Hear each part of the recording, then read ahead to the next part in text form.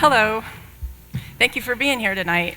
I'm excited to share my story of transformation with you and how I broke up and woke up to signs and synchronicities. So my story tonight actually starts because I changed my email address. This is what it used to be, eballen1011@gmail. And I chose that because I got married on October 11th to a guy I had reconnected with from high school. And we chose that date because in high school my goal was to graduate in the top 10, and I was 11th, but he was 10th. So we would always joke that the relationship never would have worked had it been the other way around. And so despite the proper order of our class rankings, that marriage still broke up. And when it did, I changed my email address to this, Erika Allen, 1111. And for me at the time, all that meant was a very empowered, no more 10, me twice, 1111. But I didn't realize I'd opened a portal because once I did this, I started getting articles in my Facebook feed about the significance of 1111, seeing repeating numbers everywhere, reading these articles, seeing it on the clock, license plates, receipt totals.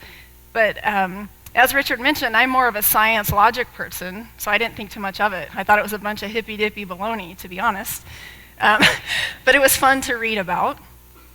But then my divorce was final on February 22nd, so 2/22. And I thought, well, can't make that up. I wasn't looking.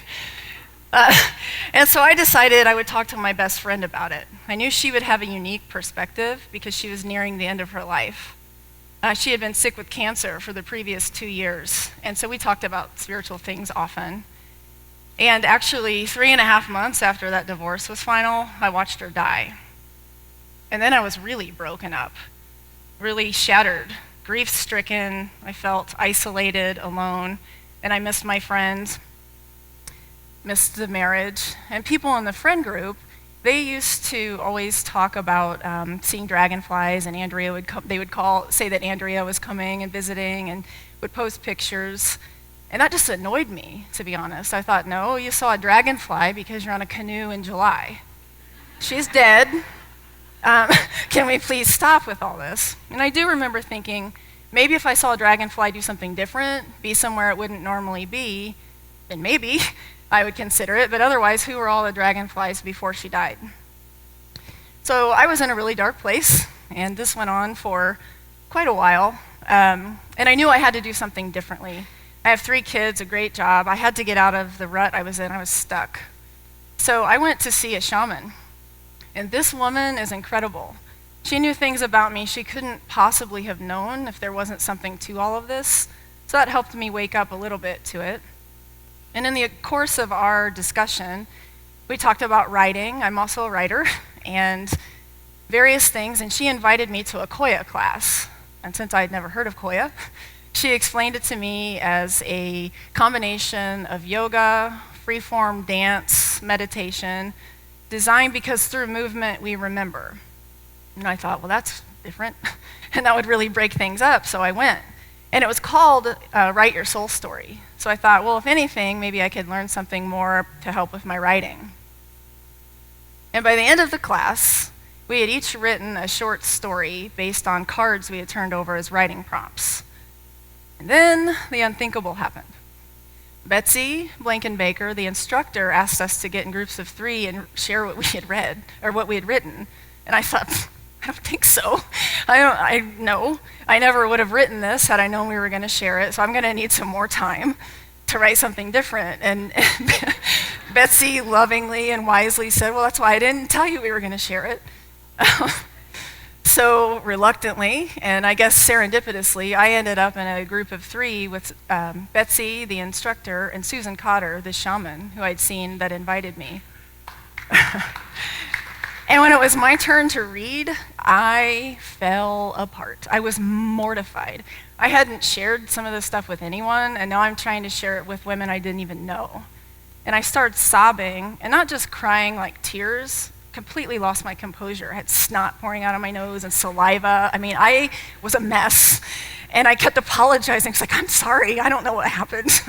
I couldn't really get the words out. And they just held space for me, just loving, said, it's okay, and handed me a tissue and said, you don't have to feel shame here.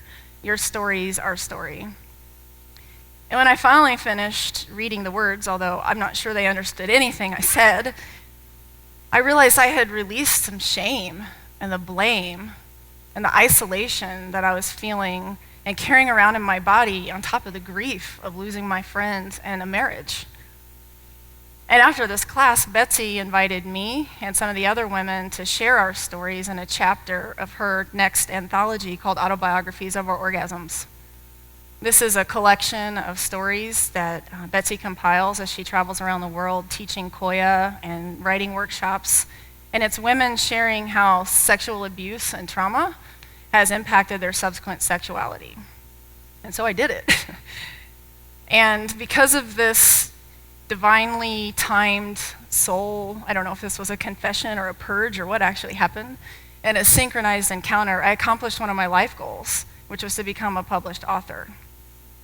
And this was the book. I wrote it under a pseudonym, Erika Brooke, because I hadn't shared it with people at the time. And within a few days of me receiving my copies of the books, clicker is not working. Can I get the clicker to work? There we go. Look who showed up.